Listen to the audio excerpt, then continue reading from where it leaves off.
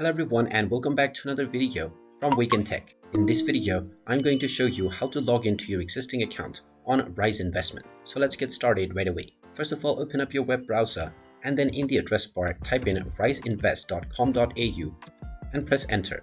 You will now be taken into the official website for Rais Investment. Now click on the login button at the top right corner to log into your existing account. This will now take you into the login page where you will be required to enter your credentials. Type in the email address that you have set up while creating your account in the first place, and then enter your account password underneath within the password box. Finally, click on the login button and you will be logged in to your Rais Investment account right away. In case you have forgotten your password, click on the Forgot Your Password button and you will be allowed to reset your credentials. And there you have it. That is how easy it is to log into your existing account on Rais Investment. If you find this video helpful, make sure you hit that like button and subscribe to our channel if you haven't done so already.